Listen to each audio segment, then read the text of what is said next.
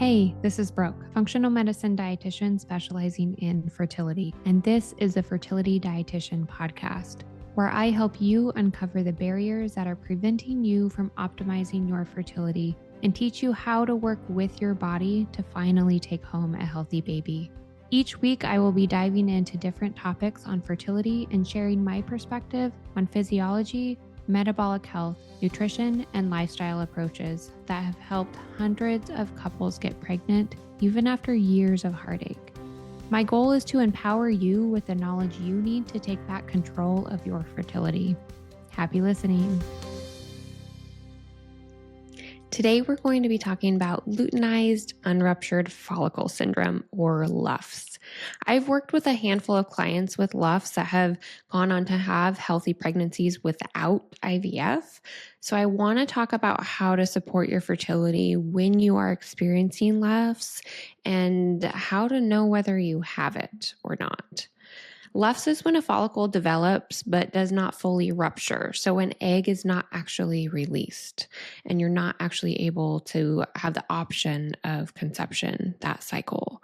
The follicle can still produce progesterone, making this cycle look somewhat normal with signs of ovulation like cervical mucus and LH rise detected by ovulation predictor kits.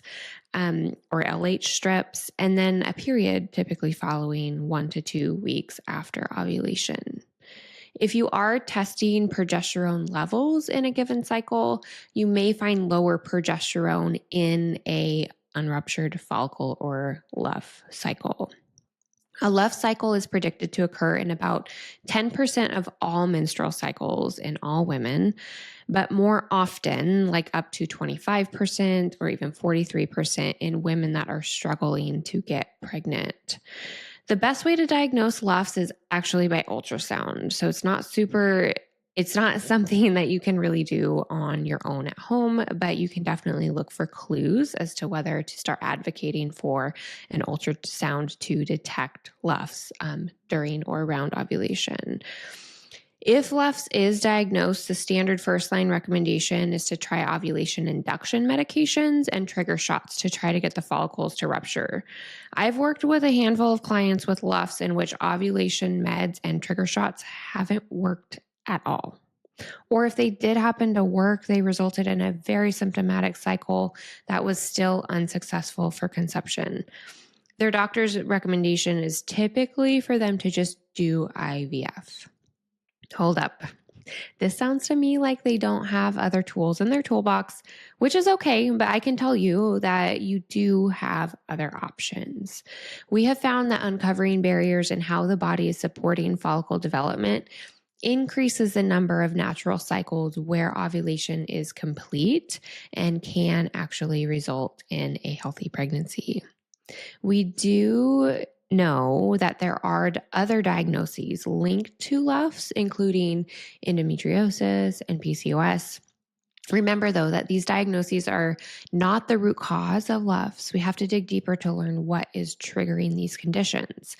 But if you do have other diagnoses like endometriosis or PCOS, LUFS may be something you want to start asking some questions about.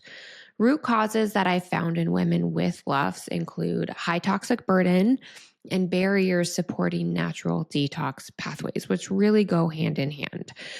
A high toxic burden puts a lot of stress on the body as it has to work to protect you from the toxins and requires a lot of energy, including minerals and vitamins, to do so. This means that energy and nutrients are taken away from being able to support follicle development, and fertility as a whole ends up leading to some errors. Like LUFS, for instance, are just more common when there are more errors happening in the whole fertility process. Poor gut health contributing to inflammation and poor estrogen metabolism is another root cause barrier that I've been finding in practice. If we aren't digesting and absorbing nutrients efficiently, our fertility loses out on the resources it requires to function appropriately. Our gut can contribute to immune system barriers, inflammation in the body, and even impacts how estrogen is being used. all of these areas impact what is happening with follicle development and ovulation itself.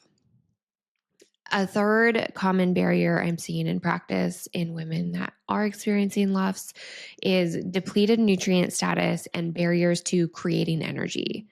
Stress is a biggie for depleting nutrients. Stress can be internal, like blood sugar imbalance or poor gut health, or external, like relationship stress or work stress.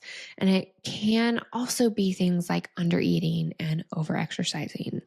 No matter where it's coming from, not having enough nutrients impacts follicle development and how those follicles are able to rupture. Fertility requires a ton of energy. So if you aren't getting enough or if it's being used up somewhere else in the body, errors in reproduction occur. Remember, fertility is not the body's priority. Your survival is. So if you're thinking you might have LUFS or you have been diagnosed with LUFS, there are a few things that you can start doing right now. Prioritize animal protein. Eat consistently to help your body feel safe. Consider gut health and start making product swaps to lower toxic burden. I have an episode on the podcast coming up all about detox support, so that will dive more into what types of products to look for and how to support your natural detox pathways. So stay tuned for that. And always remember that you don't have to figure all of this out on your own. I'm always here and I'd love to support you. Thank you for listening to this episode of the Fertility Dietitian podcast. If you enjoyed it, please leave a review to let me know what topics you want more of or less of. If you want to keep learning, subscribe at Apple Podcasts, Spotify, or wherever you listen to podcasts. Check out my website for more info on my private coaching program, Master Your Fertility, or my membership community, Fertility Blueprint. And don't forget my digital store. Come say hi on YouTube and Instagram. See you in the next episode.